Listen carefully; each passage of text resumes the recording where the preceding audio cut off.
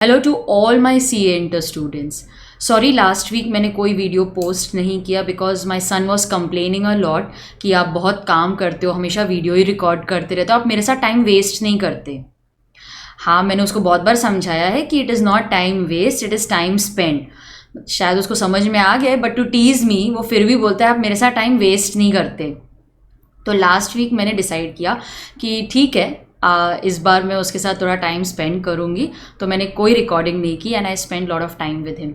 लेकिन आज उसका प्लान था कि मैं लायन किंग मूवी देखूँगा, तो वो मूवी देखने में बिज़ी है, तो मेरे पास थोड़ा टाइम था, तो मैंने सोचा क्यों ना वो टाइम मैं आपके साथ वेस्ट कर लूँ। तो 2 वीडियोस मैंने रिकॉर्ड करने हैं आज। एक है सेक्शन नंबर्स के ऊपर और दूसरा है एक स्टूडेंट का डाउट था। ये 2 रिकॉर्ड कर लेती हूँ और फिर बाद में धीरे धीरे पोस्ट कर दूँगी। Okay, so let's get started, I have less time today.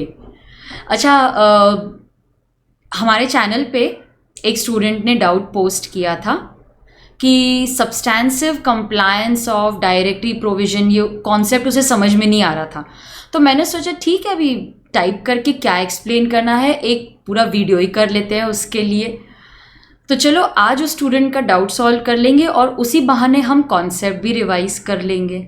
अगर आपको भी कोई डाउट है लॉ में तो कमेंट बॉक्स में ज़रूर लिखिएगा आपका doubt and I will try कि मैं उस पर वीडियो ज़रूर बनाऊं। ठीक है। अच्छा, डाउट क्या था?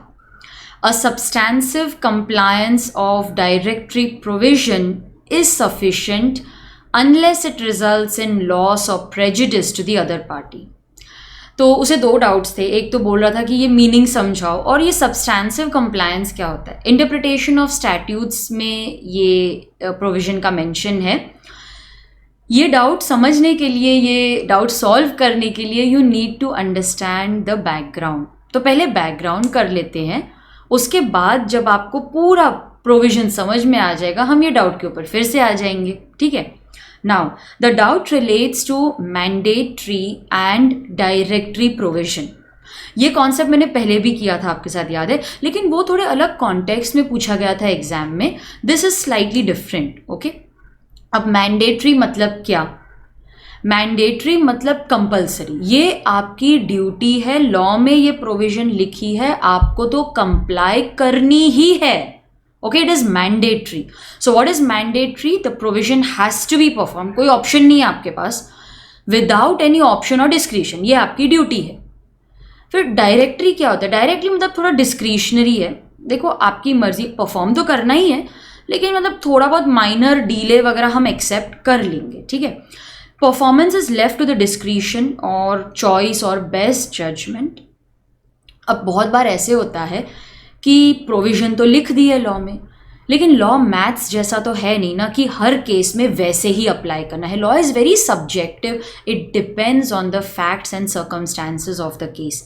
तो बहुत बार ऐसे होता है कि कोई कंपल्सरी प्रोविजन पढ़ने पे लगती है, लेकिन फैक्ट्स कंसिडर करने के बाद हम बोल देते हैं यार चलो ठीक है, ये डायरेक्टरी है, थोड़ा बहुत डीले हो गया, थोड़ा बहुत अपनी मर्जी से भी परफॉर्म कर दिया, या मोस्टली परफॉर्म किया, पूरी तरह परफॉर्म नहीं किया, लेकिन हाँ 70-80% परफॉर्म कर लिए तो भी चलो ठीक है यार, हम मान लेंगे, तुम्हें सज़ा नहीं देंगे। तो बहुत बार ऐसे होता है कि प्रोविजन लिखी होती है, पढ़ने पे मैंडेटरी लगती है लेकिन है डिस्क्रिशनरी। अच्छा, पढ़ने पे डिस्क्रिशनरी लगती है लेकिन जज बोलता है नहीं ये तो मैंडेटरी है, तो करना ही है। तो अभी क्या करे? Everything depends on the fact. So what is the true test? तो देखो मैंने यहाँ पर लिखा है, हमें कैसे समझ में आएगा कि कुछ चीज मैंडेटरी है या डिस्क्रिशनरी है। So what is the true test? 2 questions पूछने हैं आपको। Has it been ordered by the legislature to be done? क्या लॉ ने हमें ऑर्डर किया? लेजिस्लेचर मतलब लॉ। क्या लॉ ने ऑर्डर किया ये तो करना ही है? हाँ, ऑर्डर किया है मतलब मैंडेटरी है। नहीं, ऑर्डर नहीं किया, लाइक मे वर्ड यूज किया है तो तुम्हारी मर्जी है, तो डिस्क्रिशनरी है, डायरेक्टरी है। अच्छा, फिर भी नहीं समझ में आ रहा तो दूसरा क्वेश्चन पूछो ना। अगर सपोज आपने वो प्रोविजन परफॉर्म नहीं किया, जाओ मैंडेटरी था या डायरेक्टरी था, नहीं समझ में आया, नहीं परफॉर्म किया, तो क्या उसका कॉन्सिक्वेंस क्या है?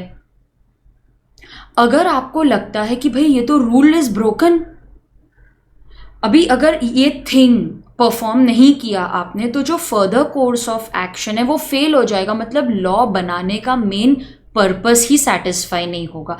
The statute loses the very purpose. तो फिर ये मैंडेटरी है, ये मैंडेटरी है।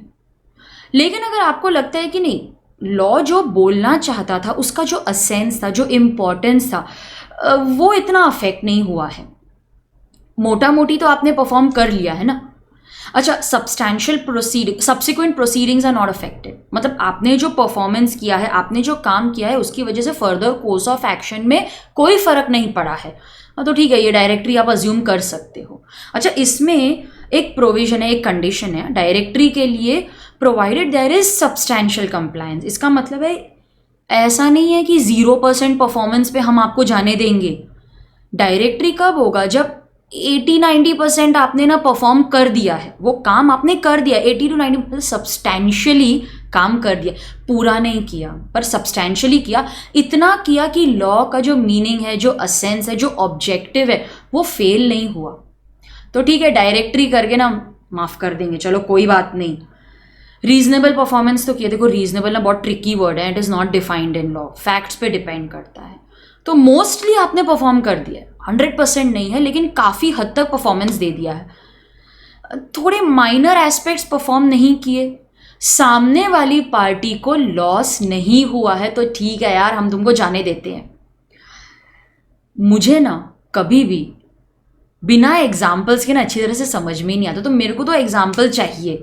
तो आई एम वेरी श्योर आपको भी एग्जाम्पल, आप भी एग्जाम्पल का ही वेट कर रहे होगे, मैम ये सब तो आपने सिखा दिया, अभी एग्जाम्पल तो बताओ। ये जो मैंने एग्जाम्पल लिया है, ये एक केस लॉ पे बेस्ड है। यहाँ पर आपको समझ में आ जाएगा कि मैंडेटरी और डायरेक्टरी में क्या फ़र्क है, सब्सटैंशियल मतलब क्या। एक मिस्टर यू था, वो पान सुपारी, पान वगैरह बेचता था, he was a vendor. Food inspector आया क्योंकि उसको डाउट था कि ये जो सुपारी बेच रहा है, इसमें अडल्ट्रेशन है। तो उसने क्या किया, 6 पैकेट्स ऑफ पान सुपारी खरीद लिए।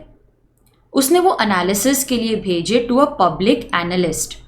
अब पब्लिक एनालिस्ट का काम क्या था, जो सैंपल आया है उसे आप इंस्पेक्ट करो, उसके ऊपर एक रिपोर्ट बनाओ, ठीक है। रिपोर्ट 45 डेज के अंदर अंदर लोकल हेल्थ अथॉरिटी को देनी चाहिए। तो हमारे केस में पब्लिक एनालिस्ट ने 45 डेज से थोड़ा डिले कर दिया, मतलब थोड़ा आगे, लेट्स से 50-60 डेज में उसने रिपोर्ट बनाई और लोकल हेल्थ अथॉरिटी को दी कि मैंने फाइंड किया है फूड सैंपल्स आर अडल्ट्रेटेड। अब मिस्टर यू ने आर्ग्यू कर दिया, देखो भाई रिपोर्ट 45 डेज में आनी चाहिए थी, 45 डेज में नहीं आई, इसका मतलब है कि उसको कोई अडल्ट्रेशन मिला नहीं है, तुमने लॉ कंप्लाई नहीं किया है। क्या रिक्वायरमेंट थी, 45 डेज में रिपोर्ट आनी चाहिए, 45 डेज में नहीं आई ना report, it means law comply नहीं हुआ है, आप मेरे अगेंस्ट एक्शन नहीं ले सकते। फिर ये सब थोड़ा अपील हुआ, हायर कोर्ट्स में गया, हाई कोर्ट में गया, वहाँ पर पब्लिक एनालिस्ट ने जो इंस्पेक्टर है, फूड इंस्पेक्टर है, उसने अपील किया। तो फाइनली केस में क्या डिसाइड हुआ, फाइनली केस में ये डिसाइड हुआ कि 45 डेज का अगर आप 50 डेज में भी रिपोर्ट दे दोगे तो उससे मिस्टर यू को कोई लॉस तो नहीं हो रहा है, तुम्हारे फूड सैंपल्स अडल्ट्रेटेड हैं, ये फैक्ट चेंज तो नहीं हो रहा है ना। तो भाई थोड़ा डिले चलता है, पढ़ने पे लगता है मैंडेटरी है, 45 डेज के अंदर तो आनी चाहिए ना रिपोर्ट, लेकिन सब्सटैंशियली मतलब काफ़ी हद तक तो आपने अपना एनालिसिस करके रिपोर्ट तो बनाई है ना। ऐसा तो नहीं है कि 45 डेज का आपने 5 मंथ्स 6 मंथ्स कर दिया है, थोड़ा ही डिले किया है ना। ठीक है, हम इसे डायरेक्टरी मान लेंगे, जो मैन्युफैक्चरर है, जो वेंडर है, उनके अगेंस्ट एक्शन ले सकते हैं, ठीक है। तो ये केस में एक्चुअली वेंडर नहीं, मैन्युफैक्चरर के अगेंस्ट एक्शन लिया गया था, लेकिन एक्शन लिया गया था। Okay, so what we can conclude from this is कि बहुत बार पढ़ने पे मैंडेटरी लगता है कोई प्रोविजन, लेकिन अगर वो आपने कुछ हद तक, मतलब काफ़ी हद तक अगर परफॉर्म कर दिया है तो शायद उसे डिस्क्रिशनरी भी माना जा सकता है, provided there is no loss by this delay और by this substantive procedure, there is no loss cause to the other party. तो स्टूडेंट, आई होप जिसका भी डाउट था आपका डाउट क्लियर हो गया होगा। एंड स्टूडेंट्स, आपको कोई भी डाउट है आप मुझे कमेंट बॉक्स में लिख सकते हो, एंड आई विल ट्राई कि मैं आपके सारे डाउट्स वीडियो के थ्रू सॉल्व कर सकूं। अगर आपको ये वीडियो पसंद आया, ये खास आप ही के लिए बनाए गए हैं, अगर आपको पसंद आ रहे हैं तो प्लीज़ आपके चैनल को सब्सक्राइब करना मत भूलिएगा, एंड कमेंट करिए, आपको कोई भी डाउट है तो मैं उस पर वीडियो ज़रूर बनाऊँ।